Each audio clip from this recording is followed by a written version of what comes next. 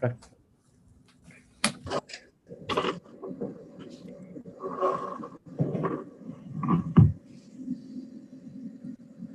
And we're live.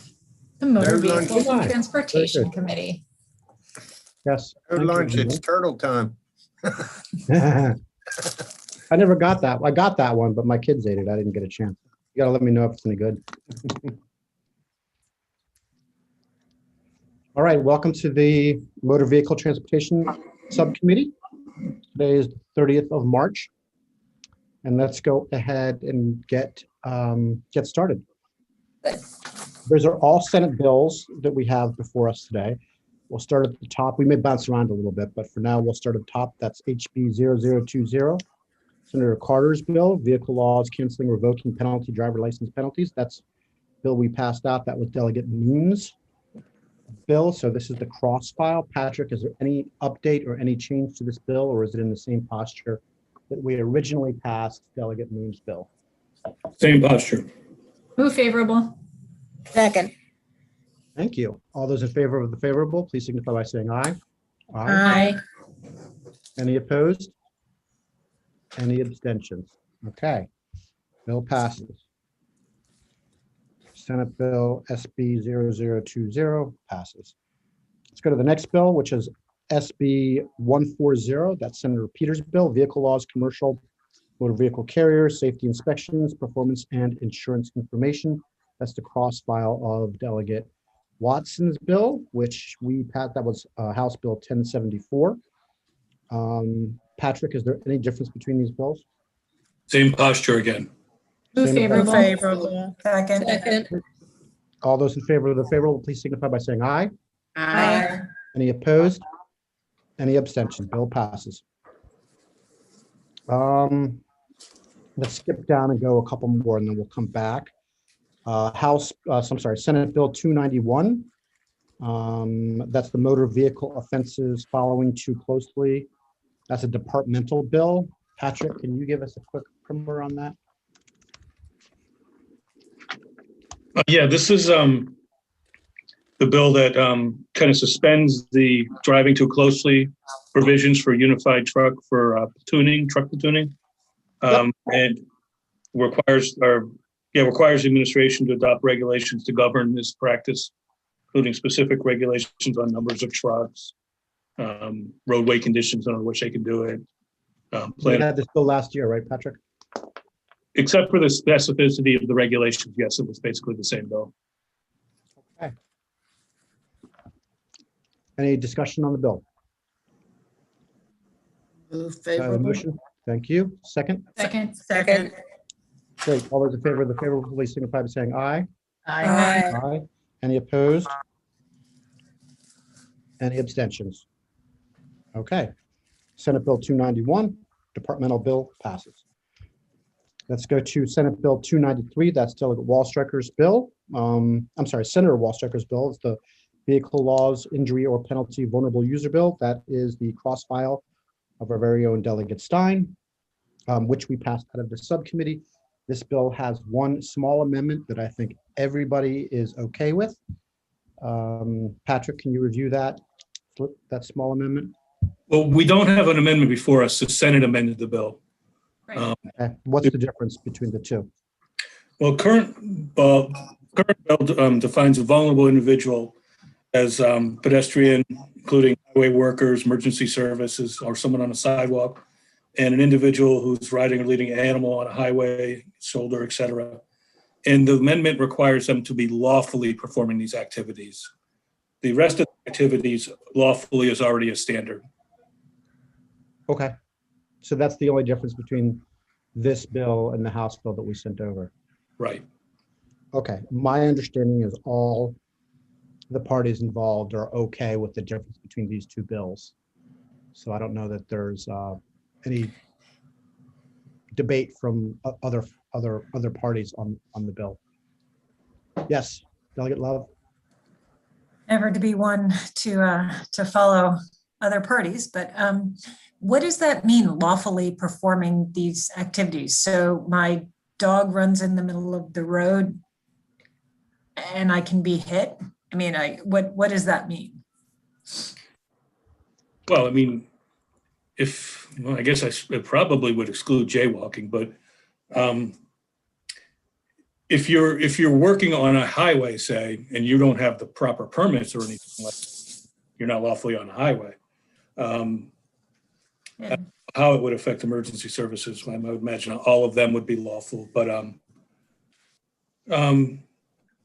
pedestrian, including an individual who is lawfully on a sidewalk or footpath.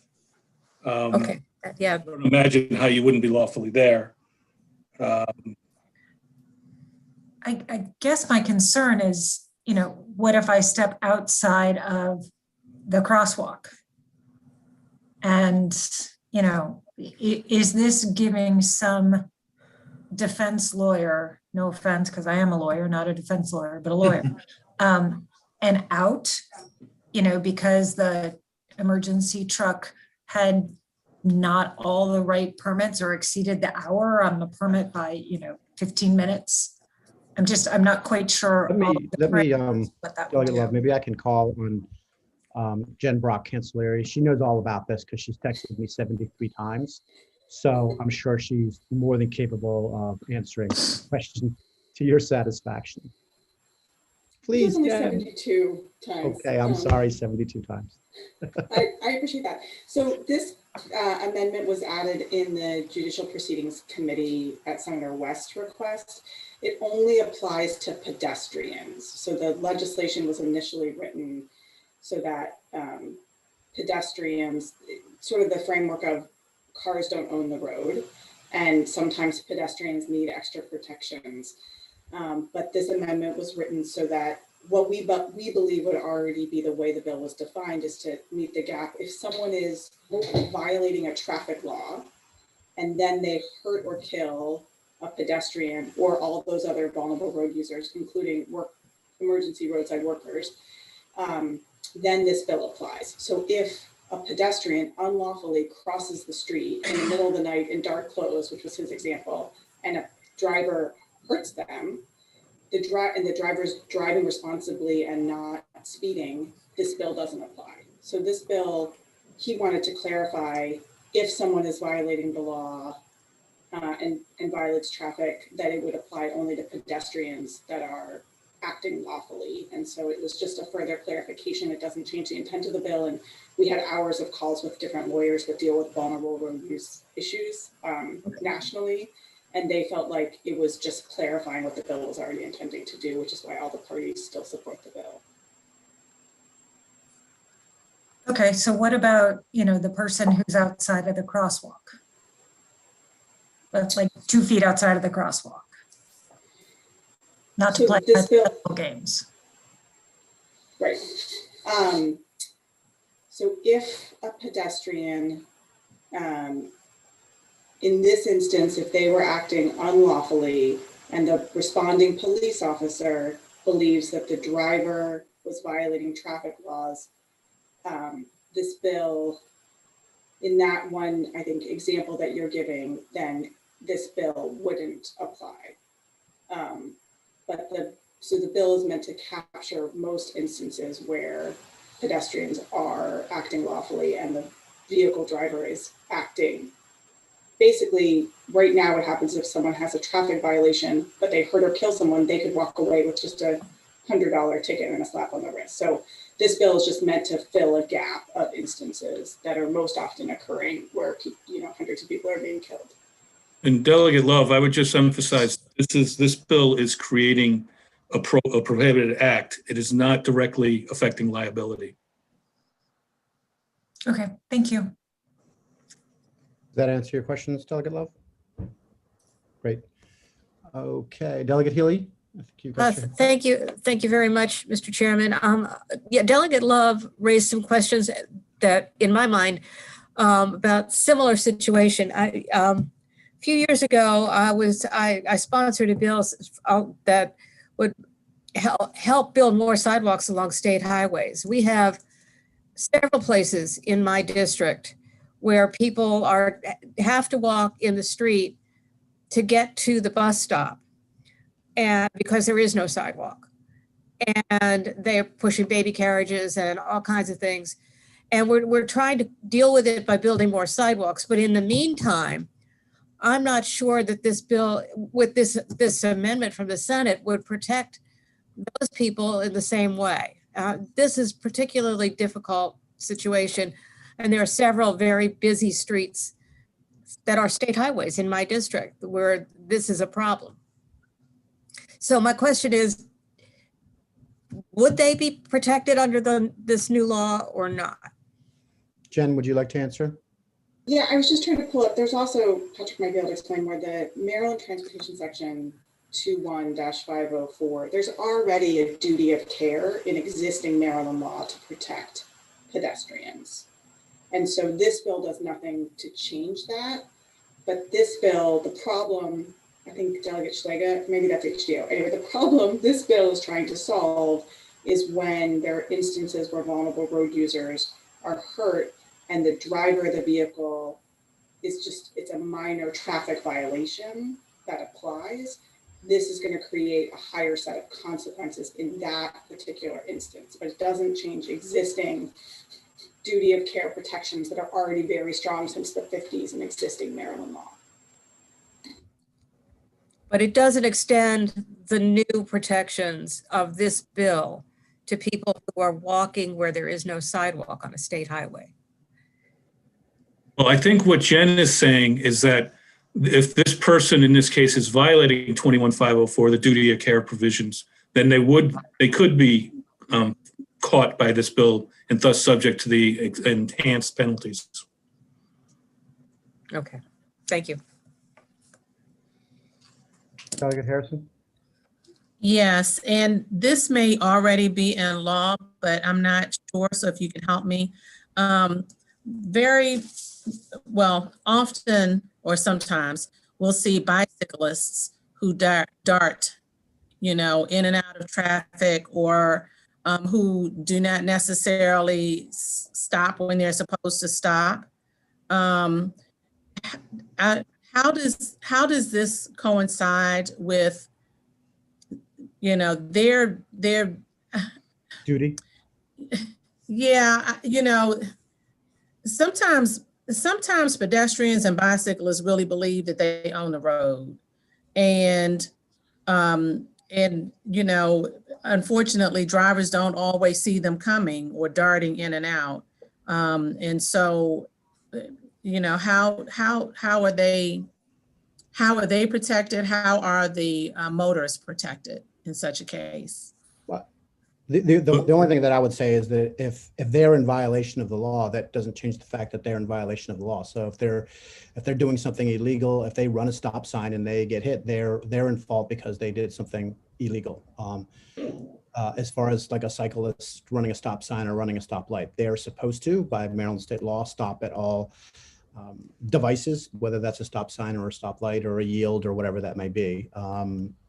Patrick, did you have anything that you want to, and the only thing I would say is that there are good and bad actors on both sides of this. I have seen drivers that think that they own the road, and I've seen cyclists that think that they own the road. So I think this just kind of tries to level the playing field a little bit. I mean, the cyclist or the pedestrian always loses. Yeah, and actually, I just saw this, I think last week down here. Clearly, I stopped at the stop sign, but the cyclist who was driving or coming along beside me blew right through the stop sign, didn't stop. And I was wondering to myself at that time, are they supposed to really stop at the stop sign? Yes. So, Stop. Delegate, if you look at line 18 and 19 of the bill, it wouldn't apply. So lawfully was already in there for cyclists. So if a cyclist is acting unlawfully and a vehicle hurts them, this bill doesn't apply. This bill only applies for unlawful actions. And that's what the amendment did, was extend that to pedestrians. Lawful actions, you mean? Right, the amendment, yes, extended it to pedestrians who have to also be acting lawfully for the bill to apply. So a cyclist acting unlawfully by rolling through a stop sign, this bill would not apply to them. Then they got hurt. Does that help clear things up, Delegate Harrison? Just for your information, the cyclists are supposed to follow the same rules. They're supposed to stop at stop signs. They can be ticketed if they don't. They're supposed to stop at stoplights. They can be ticketed if they don't. Yeah, yes, it does. I thought so, but you know, I've been known to be wrong before, so. I know there was that time, I think 3 years ago, but that's the only time since then. So, okay, are there any other questions on this bill, SB 293? Would anybody like to move favorable on this? Just a point of order question. Do we need to move the amendment or the bill? The with bill, The bill. amendment? just the bill. Just the bill. Because the bill. Move the bill. There we go. Thank you. Second. Thank you. All those in favorable on the bill, please signify by saying aye. Aye. Aye. Aye. Good. I'm sitting waiting. Patrick Roddy, are you opposed to this bill, or? I guess Patrick is okay with the bill. So all those in favor signify by saying aye. Aye. Aye. Opposed? Any abstentions? Senate Bill 293 passes subcommittee. I'd like to move to Senate Bill 445. That's Senator West's bill, which is a cross file of Delegate Barvey's bill. That's the Vehicle and Safety Glass Replacement Standards bill that we passed out, I think, about 2.5 weeks ago. Patrick, is this bill in the same posture? Yes. Okay. Move favorable. Favorable. Second. All those in favor of the favorable, please signify by saying aye. Aye. I'm sorry, which bill is this? 445. Senate Bill 445, it's the cross file Oh, of. got it. Yep, yes. Thank you. Okay, is there any against? Any abstentions? Okay, Senate Bill 455 passes. There's two bills that are kind of larger bills that I wanted to save to the end because they'll take some conversation. We won't necessarily vote on them today, but we should talk about them. The first bill I want to talk about is Senate Bill 726. That is Senator Feldman's bill. That's the personal delivery device standards and requirements. We had this bill. I'm the cross file of the bill. We had this bill last year in. You guys remember Roxo, the robot that came in? But we didn't move forward with the bill last year. It got COVIDed, and that's kind of where it went. And then this year, we just thought it would be easier to let the Senate work on the bill and get the bill out, which they did with some amendments. Patrick, could you review the amendments on the bill? I know the one was the mile-an-hour amendment and one was the implementation date. Could you review those amendments for us, please? Yeah, the changes, first, they explicitly allow the PDDs, personal delivery devices, on footpaths and bicycle trails. They also, for some reason, a floor amendment was put on, I think by mistake, to limit them to roadways instead of highways, which I think is backwards. And I've talked to JPR about that, and they think so too. So if we move on this, we might have to change that. Can you define the differences between a roadway and a highway for the committee? Roadway is the travel space between the marked lines. Highway is the right of way. So it would include shoulders and the like. Okay. There's no reason why these things would be on the roadway and not on the shoulder. Then, Well, I guess unless there's no shoulder, that happens a lot of times. well, yeah, of course, but if there's both, this would prohibit them on the shoulder and allow them on the roadway. Oh, so it should be the reverse if they're going to do anything. Got it. Yeah. And then they add some insurance things. I think they wanted to allow self-insurance and the like, kind of put it into the same posture as Uber, which really doesn't fit. I've also talked to them about this, and they think that can be made better. If we move on this, we'll have to work on that to allow self-insurance and different forms of insurance like Uber does, but not in the same way. Right. And then the maximum weight was increased from 200 to 550 pounds. They altered the definition a little bit to say it's to take out the requirement that it primarily be intended for transport of property on public rights of way, just took out primarily. And then flat out prohibited the transport of hazardous materials instead of putting in standards for that. And insurance coverages. The miles per hour, did you say? It was dropped from 10 to 7. Trying to find that. Let's just change it. 10 to 7. Mhm. No, I think it was from 3 to 7. No, went up or went down? Why am I not finding it? Oh, there it is. The bill has 3.5. It was doubled to 7. We're letting them go faster? Patrick, Give me a Roddy, minute. Patrick, Roddy. Mr. Chairman, members of the committee, I'm Patrick Roddy on behalf of FedEx. The standard in every other state, almost every other state on the sidewalk has been a maximum of 10 miles an hour. So what the Senate did is made a lower speed limit on the sidewalk than almost every other state that has a speed limit on the sidewalk. So How many states? about 12 have 10 miles an hour. Okay. One, the state of Washington, is the only one that has a speed limit lower than the one proposed in the Senate bill, and that speed limit is 6.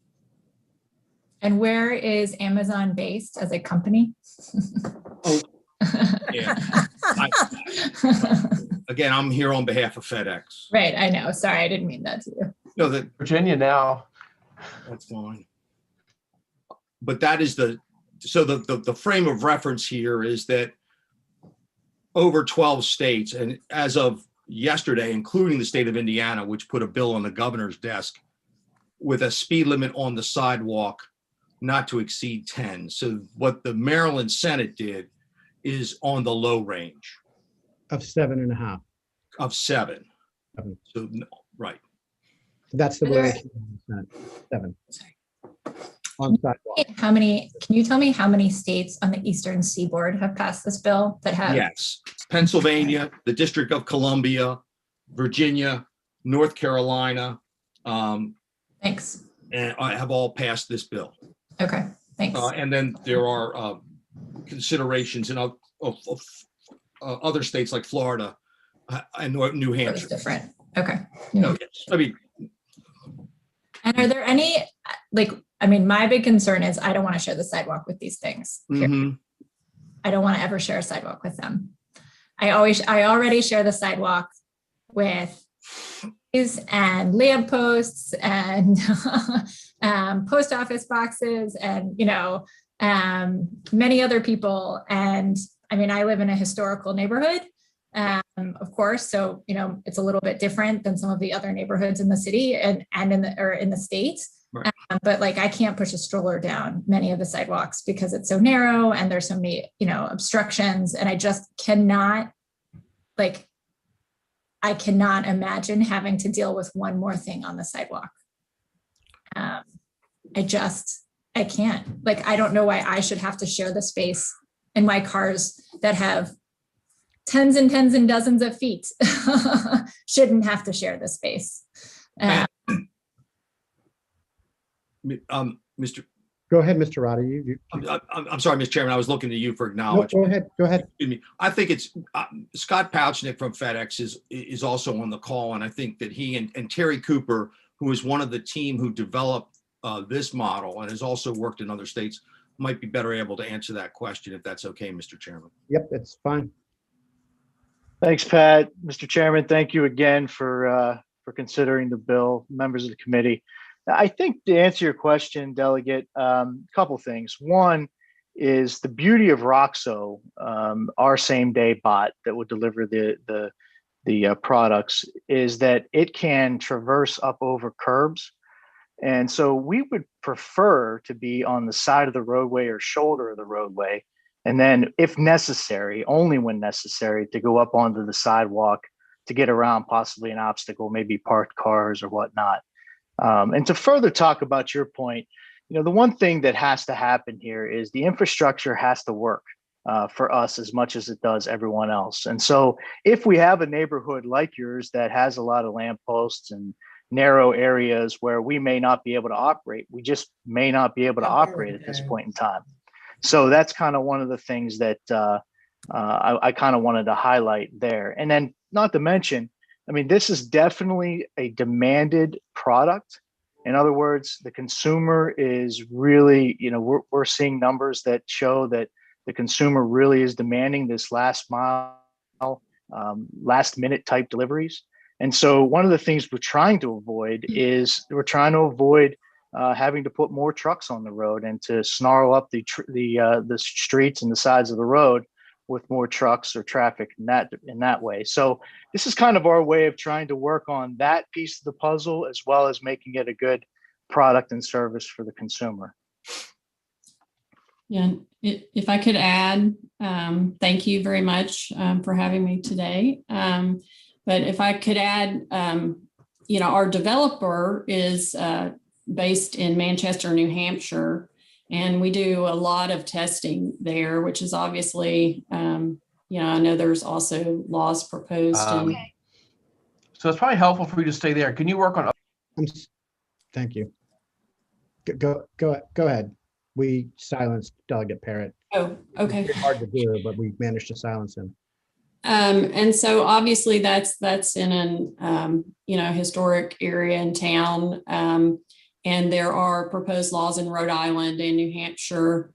We've conducted a lot of testing there in Manchester, in their downtown area, and out into some in the north area of Manchester, some residential areas. When we conducted that testing, we were on sidewalks in the downtown area.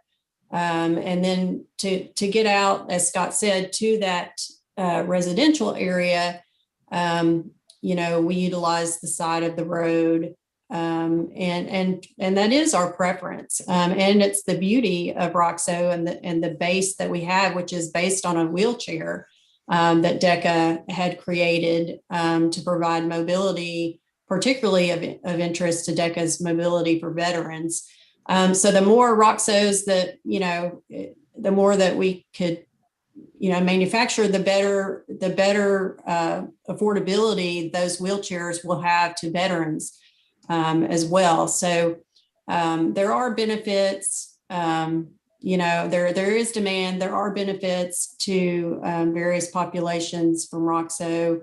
And, for every benefit you're bringing up, I could do a counterpoint. Like, the more people are ordering from out of state, the less we're helping Maryland-based retailers, right? The easier it is to just order something and get it delivered to you in an hour, the worse it is for the jobs down the street at the, whatever business in your town. I appreciate that there are good points for this bill, but I guess I just don't find them compelling. This is not an issue that my constituents are coming to me demanding. So maybe customers are asking you for faster delivery. I'm not entirely sure that everybody understands what that looks like or what that means. So, well, and I agree. I agree with Delegate. If I can, Terry, real quick, Delegate, the business model that we're deploying would actually have the personal delivery device domiciled at a local business within that resident or close to that residential area. So this one would actually help with the local retail sector. And that's one of the things, again, we felt was a very positive, even through the pandemic, that this would help get retail products from local establishments out to the consumer. What kind of work, I appreciate that. What kind of work are you doing to advocate for more sorry, Mr. Chair, that's my last question. That's okay.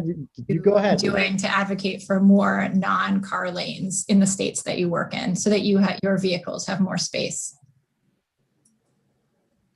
So what I would say is that we're there's a federal law, Complete Streets Act, that we are investigating at this time. I'm sorry. Sorry, I passed that bill in Maryland, but it's not funded. Right. So we're very interested in that as it relates to Roxo and providing more infrastructure for these. What I would say too about Roxo is that I think this is a market for us that is not tapped. And I personally look at it as sort of a quality of life issue, where a lot of the deliveries, these types of deliveries, are currently being made by crowdsource providers in a vehicle with carbon emissions. And Roxo is battery powered.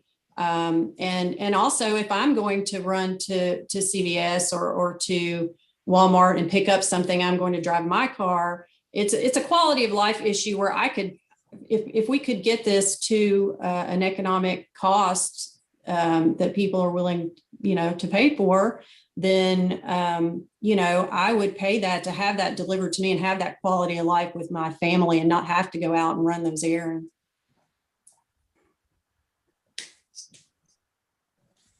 Okay. Doug Learman, do you have any more questions? Don't worry about me. Ask all the questions you No, want. I'm fine. I have think this no is a problem with complicated anybody. issue.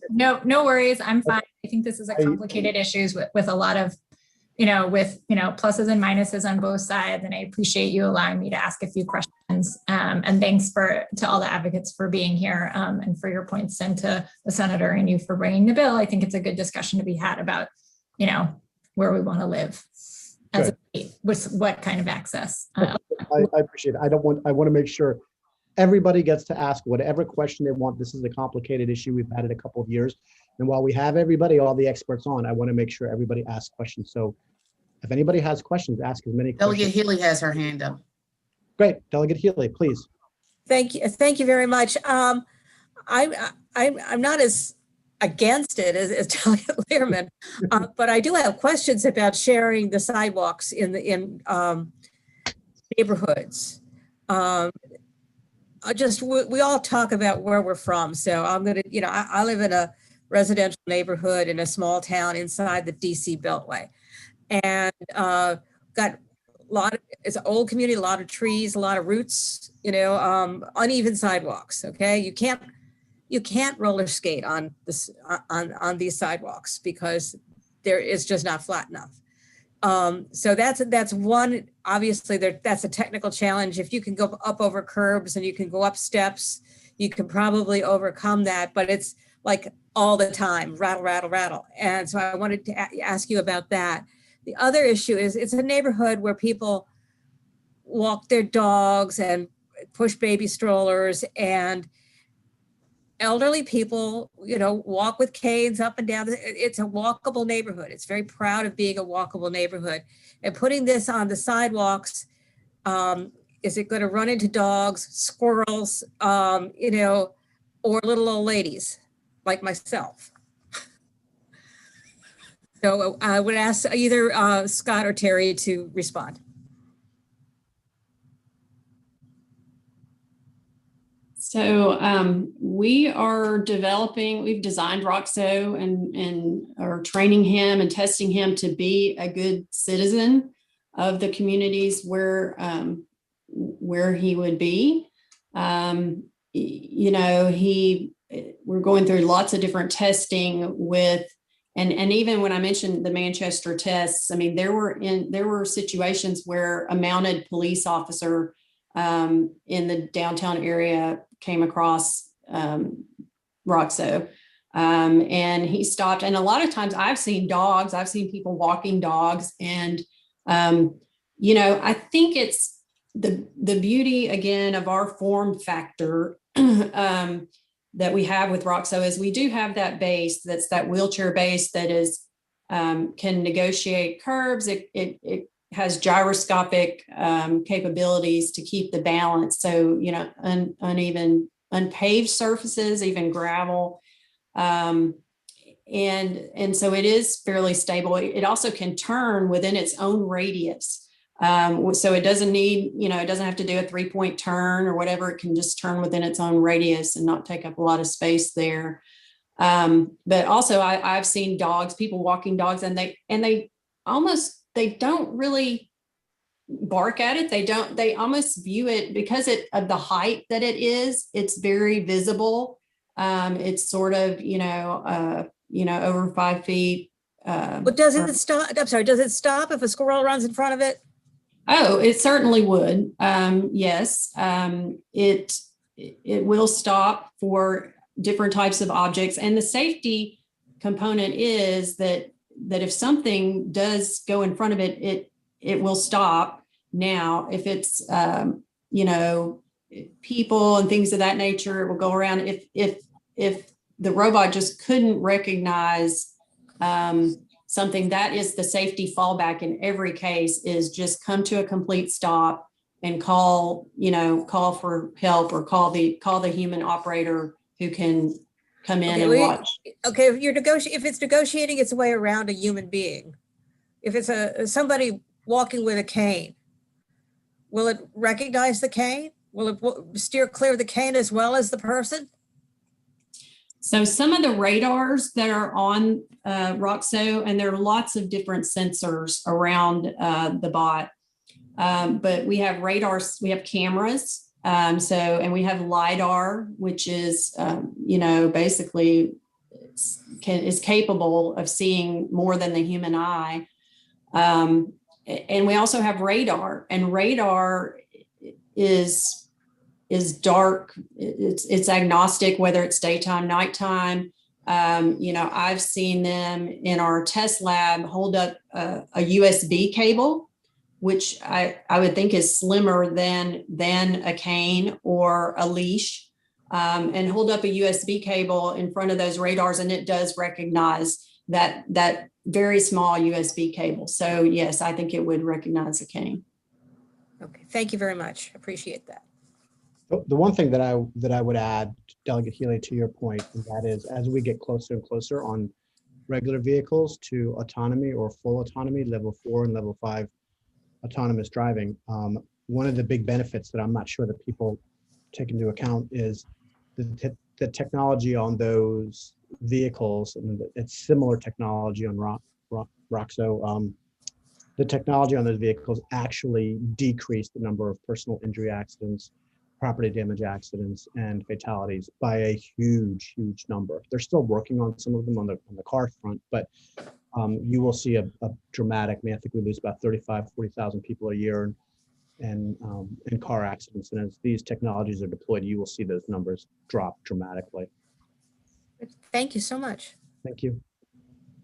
Are there any other questions? Mr. Chair, I just had one, and I think it was the same questions that I had asked of RWL. I just don't know what certain speeds look like. So like, what does 3 miles an hour look like versus 7 miles an hour versus 10 miles an hour? I think Delegate, 3 miles an hour is slower than normal walking.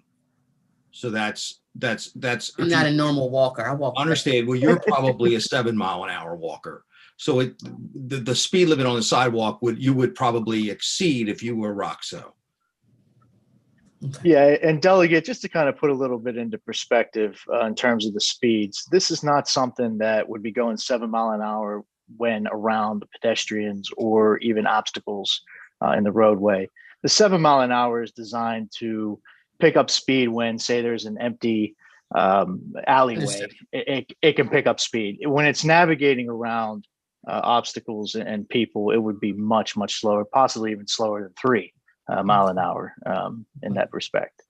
Okay, I guess I assume that the assumption is that it's always, I guess when you say miles per hour, the assumption is it's always going to be going the fastest it can go. So thanks for that. I appreciate that. Absolutely.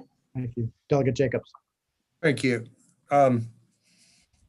It's kind of a stupid question in a way, but is this bot recording while it's traveling? I believe it's recording the road, Delegate, but I don't. I mean, like when it comes back at the end of the day, would there be a recording of its path during the while it was out delivering?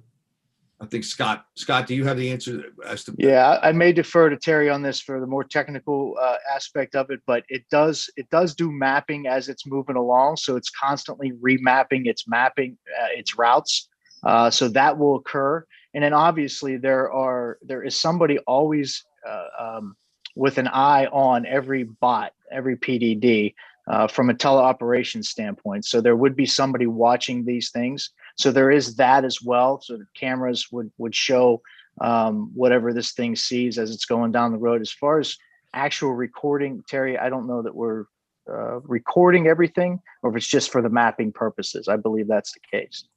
Right. I think it's more of image collection and collecting data about the route for the maps. We have talked about, having cameras inside the cargo bay to know when the item has been removed.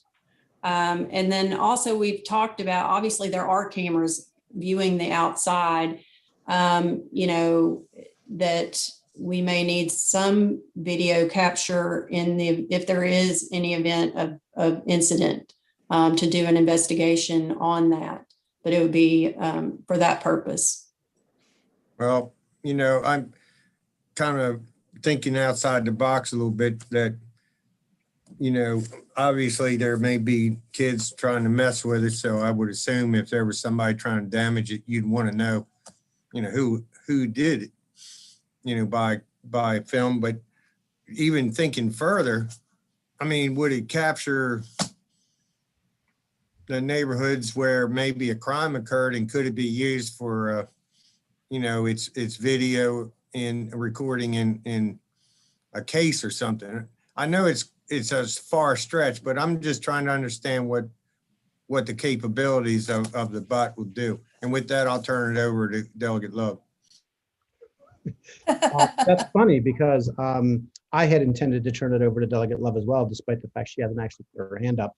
And since she hasn't put her hand up, I will preempt it with the following questions because I know they're forthcoming. The first question would be, at what kind of resolution do those cameras capture the data? The second question would be, how long is that data kept? How is that data secured? And when and what is your process for deleting said data? Delegate Love, did I miss anything? Who has access to it? What are the protocols? And what are the security measures when it's stored? And deleted. And deleted. Yeah. And does it capture audio? Because that would be against the law. That too. And I will tell you, we're going to hold this bill, this is a very complicated bill. So if you need to go back and get the answers to these questions, that's perfectly acceptable. But I know that you've been, Mr. Roddy have been taking notes for some of these questions. So you can come back at our next meeting and kind of reveal the answers to those, but those are some significant questions. And as soon as Delegate Jacobs raised his hand, I knew this was coming. So. No, definitely what I would say in response is obviously, FedEx as a company really values safety, really values our customer data. I mean, we have a strong information security department, and we are utilizing NIST standards regarding data security. And that's what we're influenced by, and that's what's influencing our decisions about data for Roxo. It is going to be encrypted data. As far as the actual DPI resolutions and things of that nature, I don't have that today. But certainly we take it very seriously. And to your question, I think it was Delegate Jacobs about, this Roxo is being developed by FedEx Office, which is the retail arm of FedEx. And, there have been cases where, FedEx Office has assisted the FBI with data of someone coming in with package bombers. So I think in instances where it's public imminent danger potentially, are the only instances I know that we would probably share that data without a subpoena. But in that case, that data could be helpful. Okay, well, if you could get answers to specific questions, I think it would be important to get specific answers. And I'm sure you have folks you need to go back to answer all those questions. Delegate Jacobs, did you have an addition? Yeah, I'm not trying to give this a poison pill. I need to understand, exactly what you're getting with the package, No, fair enough. I mean, Delegate Jacobs, and I said the same thing to Delegate Learman. I mean, this is, from a historical perspective, we're at the precipice of doing really our society, the way we transport people and goods and services is changing immensely. And where we are right now is, circa going from the horse and buggy to the Model T or whatever that may be. So we want to get this right. And I want to make sure everybody gets a chance to ask whatever questions they have. Because this is, these are the first steps. This isn't going to be the only time we address this issue. We'll probably come back year over year to make tweaks to this, to add, to subtract. Again, Patrick Tracy, this bill actually, what the Senate did is, didn't they push off the effective date for a year or something along those lines? Functionally, yes. Okay. If you want, I was going to finish the amendments. Please, yeah, thank you. Oh. You got off. The second to last is that requires, before they begin operations, to file with the MVA emergency response plan. And the MVA is responsible for making sure that those response plans are available to first responders. And then it requires MVA to establish a permitting process for operating personal delivery devices. And then the effective date of the substantive provisions aren't until 2022. So this bill as it stands now, as it's amended now, the MVA still have to go through a processing period. The MVA has to issue a permit. It's not like these are going to be jumping on the road the next day if we pass this bill, right? Right, and they have to notify local jurisdictions, both counties and municipalities, before they operate in those jurisdictions. Yeah, and Mr. Roddy, I know that you had worked closely with MVA because they had, I think, about a 3 or 4 page list of things that they wanted to make sure got addressed. I think you addressed most of them. Is that correct? Yes, Mr. Chairman, I met 4 times with the MVA, and many of the Senate amendments are a result of the conversations that I had with the MVA. The MVA has no position on this legislation, but the amendments the Senate adopted, especially the permitting process that Patrick Tracy just alluded to, were directly as a result of those discussions. Great. Okay. Delegate Harrison, do you have your hand up again? Or Yes, I just wanted to say that I actually really appreciate this conversation and even the legislation. I look forward to us, making sure that we get it right. But I think that, let's face it, we're moving. It's new times now. We're moving into new days. Technology is evolving, and this is already occurring. And so, for us to take it up and look at how we make it best for the citizens of Maryland, I think is the best thing for it. So I just wanted to, say that. So that's my 2 cents. thank you. And I think that's why I wanted to make sure that we spent a good amount of time, not just because I'm the cross file, by the way, but because this is really substantive policy moving forward. And I do want to make sure that we get it right. One more question. Delegate Lehrman. I'm trying to understand. Patrick started talking about this, the highway versus roadway distinction. And some jurisdictions, every jurisdiction covers some of its roads. One jurisdiction takes care of all of its roads. And so I'm trying to understand, could you, Patrick, explain a little bit, like, what's the difference between the highway versus roadway? And would a jurisdiction have any ability to put limits on this, on at least roads that are not, that they control? Or I'm just sort of wondering about that. Well, on roads they control, sure. But So like Baltimore City. This is a state law. Are you saying so this would just be for state highways? It would not be for. No. This is the rules. That's what I'm asking. No. This is the rules of the road. This would apply throughout the state. So I think I was going down the wrong path. Okay. I think that this would apply to all roads. This is the rules of the road. But the distinction between highway and roadway is nothing to do with ownership of the roads.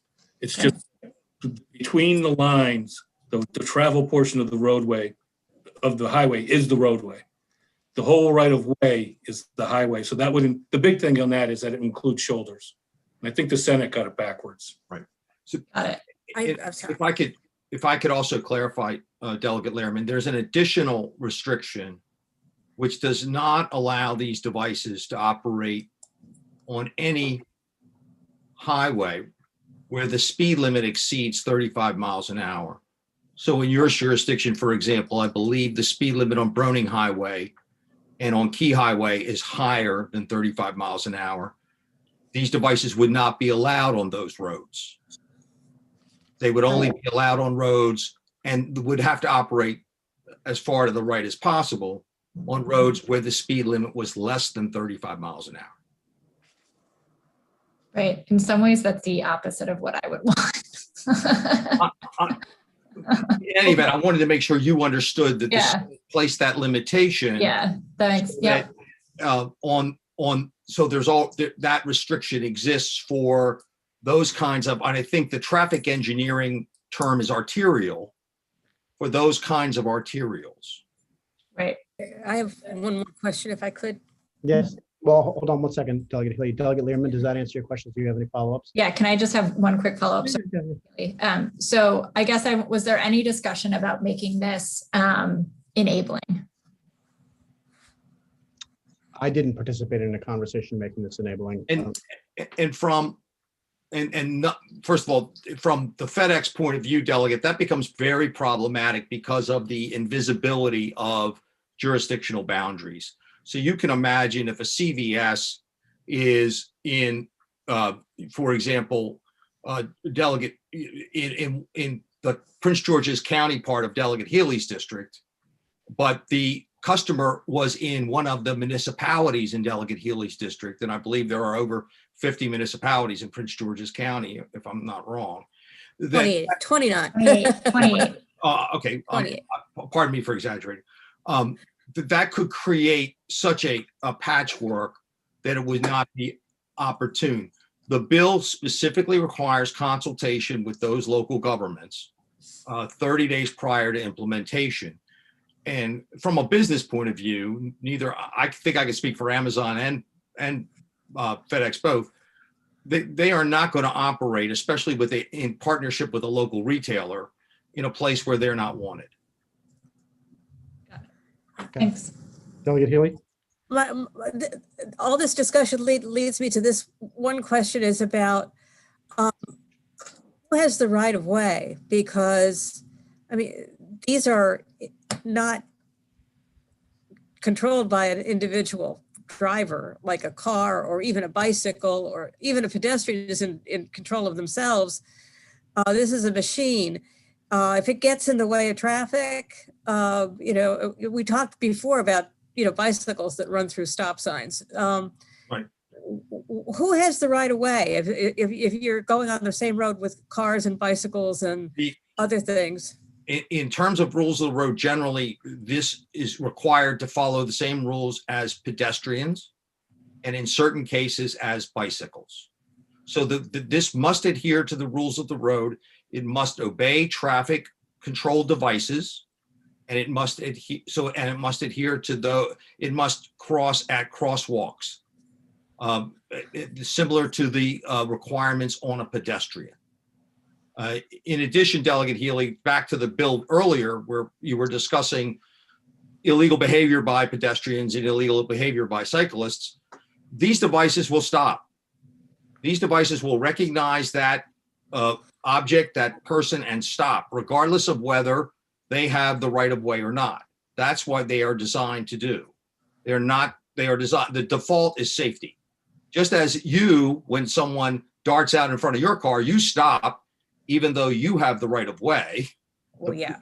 These devices will stop. They will not, just because they have the rules of the road established, they have the same right as a pedestrian, the same right as cyclist. If illegal activity is occurring in front of them, they will take the prudent course. They are designed that way. Anyway. Okay. So without seeing any more questions, I want to make one final statement, and then we'll move on to our last bill. Look, I know that this is a complicated bill. We've had this bill for the second year in a row. I know it's a complicated bill. I will stress, or I will I think it's important to realize that the upside of this kind of policy moving forward is significant. This is going to put people in a position where if they cannot leave their house or they're not comfortable leaving their house, let's say they're older, let's say they're worried about COVID, where medications or other things may be delivered to them without them worrying about having to leave their house. And that's just one aspect of many. So this is coming, it's coming around the country. And I think the opportunity here is to try to put in the guardrails and the safeguards as best as we can. Because there is a lot of, there's a huge amount of upside here. So with that said, if the advocates could please work on those questions, I know there's a lot of them, and then we'll notify you when we have the next subcommittee meeting. And if you can have some answers by then, that would be great. And we'll keep on seeing. Certainly will, Mr. Chairman. Thank you. Thank you so much. Thank you very much. Thank you both, Carrie and Scott, for coming and giving us your time. Thanks. All right. The last bill is Senator McCrae's bill. That's Senate Bill 184, Maryland Transit Administration's Reduced Fare Program for Opioid Treatment Program. And I know I was in for half of that hearing, not the whole hearing. I missed the first part. I did talk with Senator McCrae yesterday a little bit about it. Patrick, can you give a primer on exactly what this is? And I know it's kind of controversial because we had our former delegate Ali Balia was here and testified as well. So it's kind of an interesting mix of people on both sides of this issue. Well, this bill takes to the program for giving reduced fare transit passes to patients at the treatment centers, and says it doesn't apply, they can't participate if in the last 10 years it had a license suspension, a settlement agreement, approval of a settlement agreement, establishing conditions for continued operation for the program, or an approved petition for receivership. There were two others that were stripped out by the Senate. Okay, the only thing I will say is that from my conversations with Senator McCrae, he said that he did speak with Kevin Quinn, and Kevin Quinn is okay with the bill in its current posture. But let's have some discussion on this. Mr. Chair, I really would like discussion on this because I get where this bill is coming from, but it penalizes the person who needs treatment. It doesn't, the way I understand it, the center's being penalized, and in them being penalized, their patients are being penalized. And so that's where that's the hard line for me. It's like, I get it that the senator wants to hold these folks accountable who aren't providing or doing what they're supposed to do as it relates to treatment for these individuals. But the consequence here is that the patients end up without the resource. And if it's that, if it was, I don't know how to change it to make it so that the patient doesn't lose the resource. Do they get transferred to another facility where they're doing well and they can get the resource? But I think they're not at fault here. And but I do understand what the senator is trying to do is hold these folks accountable. I just think the folks who end up getting held accountable, unfortunately, are the patients. So I think that was Delegate Bilal Ali's, if you look at his unfavorable testimony, I think that was one of them as well. I mean, I think I am sympathetic. I agree, Delegate Boyce. I think there's this balancing, right, where we want to make sure that people can access, but we also have for better or for worse, very large number of clinics in the city. So I guess, I'm guessing what he would say is part of the reason is to penalize the clinic because they want this so that it's more accessible for patients. But if they are not following the law, then do they deserve to have this state resource, and lose those patients because those patients could shop, like they could go to a different clinic to get the help they need. Yeah, but I guess the question is what is the likelihood if you're in treatment and you're in treatment in a place, you know, good, bad, or any in between, if that's what you know and that's where you go, what is the likelihood that now that you've lost a resource that you're going to go shop around for somewhere else? It just, you know. Yeah, I don't know the likelihood of that. I mean, I just yeah, and I can't, I do not know. I'm not sure how often people, you know, certainly there are new clinics popping up, so they must, you know, they certainly have people coming into them. And people were going to them even before we passed this MTA benefit. So, you know, it's not like this has been in place for a long time. I think the senator's point is that there are problems with some of these clinics, not all. I don't deny that. So, oh yeah, no, I wasn't. I mean, I don't deny that. Yeah. The point is that we don't, the consequence cannot be on the people who need the treatment. And the question then is, then if it's not the bus pass, then, you know, can it be something else? You know, whether it's funding is on hold until you get your stuff together. Like, you know, it's got to be something else. But again, this ends up hurting the people who need the resource. And we know all these clinics. A lot of them are in my district as well. Like, I get it, but this is a hard line, and I'm not interested in penalizing people who need help. That's all. Delegate Harrison.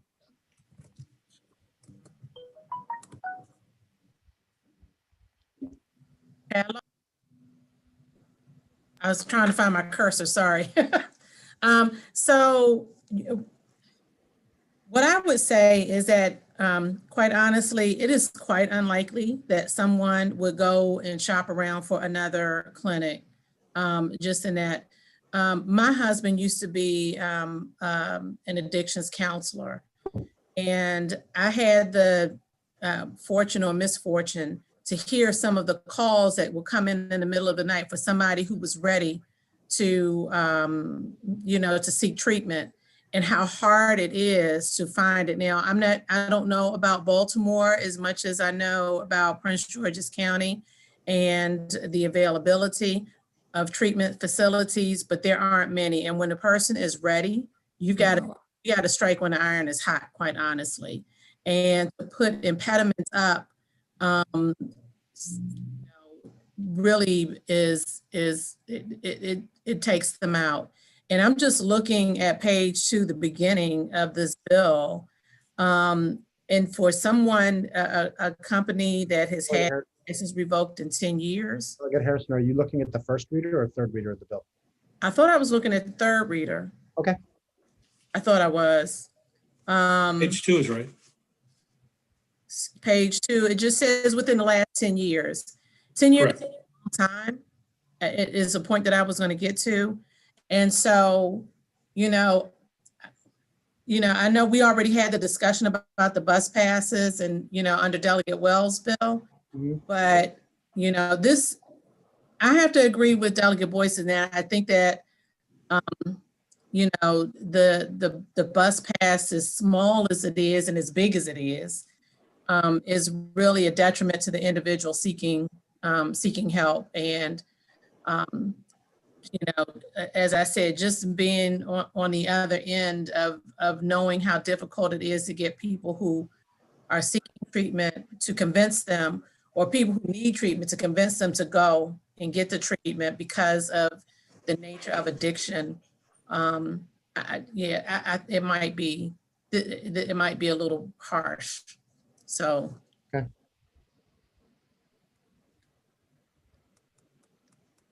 Is there any more discussion on this bill? Do we think there's like a middle ground that like 10 years? I'm really just talking loud. I'm not disagreeing with anything that's been said, but do we think there's a middle ground? Like if 10 years is too long? That's what I'm trying to figure out right now. I just put in my margin 10 years. That's one of the pieces. Because this is I mean, we are, you know, we're trying to help people get there, but we also want to be making sure that there are, you know, lots of places aren't violating the law, right? Most places aren't. So in my conversations with Senator McCray was that, to me, the big piece that he came through is he goes, look, I'm just trying to address the bad actors. So is there some common ground? Because I'm going to go back and talk with Senator McCray about this and try and figure out if there is some common ground or for for some of you, are there some options to find some common ground on this bill that you'd like to explore, or you'd like me to explore? I'd like to explore what are the consequences now for violations. So for instance, I mean, these facilities, especially the one in question, which I think is in 45, I'm not sure. You know, they make a lot of money off of each individual, right? Because you get, it's, you know, it's federal money, it's state money, you know, it's Medicaid money. It's like all this money per individual. And so some of these clinics, you know, especially the big ones, can make up to like $300,000 a month just with, I guess, fees that they get back. So the question is are there fees held? Like when there's a violation, are the fees being held? For instance, you know, if you're supposed to get a because you're serving an X amount of other people and you're in violation, why should you be paid per se? I mean, for those violations, you're in violations in caring for people who need assistance, and yet you're not doing it, and we pay you anyway to continue to give them poor treatment. The question is what happens there? And is there something that we could do there versus doing something small like taking your ability to have a bus pass for people who wouldn't otherwise need it to get there? I mean, I don't know that part of the process. Neither do I. Or to Delegate Learman's point, it's lowering these years. I mean, like. Well, that was the piece that I was thinking, just because 10 years is a big number, and I was thinking that there might be some opportunity. I don't know enough about this program really to speak. I don't either. Which is why I'm trying to get everybody else that knows more about it. Delegate Harrison. Yeah, and what type of, you know, I see that it was about, you know, the license suspension and or removal or receivership. Are they even still operating? If they lose their license, are they actually even operating? And I guess you know, it goes back to what is the level of violation that we're talking about? If the license is suspended or revoked, are they even capable of operating? And then at that point, then, you know, they're no longer, viable business. So then there wouldn't be, I would think then that there wouldn't even be a need for the bus reduced fees or bus transfers if they can't get there. You know, what I would say, Delegate Harrison, and I don't know for sure, other than I think that the reason we have the 10-year, the reason that Senator McCray put the 10 years in is because I think there may be one particular bad actor, and maybe whatever happened, per Delegate Boyce's point, maybe it didn't completely address it. I can follow up with Senator McCray, and if anybody wants to follow up with Senator McCray, I was just, he called me. This is an important point with him. He called me yesterday. We had a conversation about it. But if it's one organization, is it fair to penalize everybody? That's a good point. And just deal with that one organization, and there may be a different way to deal with that one organization. I would just say, you know, and this is the last I'll say about it, is that, you know, for people who have addictions, they need the help when they need the help. And, you know, and you've got to deal with them when they're ready, or else you risk losing them, and they risk losing out because of the nature of addiction. So, well, I'll take these questions to Senator McCray and see how he'd like to address them. And again, if anybody has anything, would like to talk offline about it. Delegate Parrott, I think I saw your hand up, but I don't know if it was up or down, or if you were just moving to the left. Okay. All right. Well, this is great. I'll talk to Senator McCray and kind of relay some of these issues, and we'll see, you know, if we can find some common ground. I think it was a great subcommittee meeting. Thank you, everybody, for your patience and working through all these. And we got a lot of good bills out. Look at that. Boom, boom, boom, boom, boom.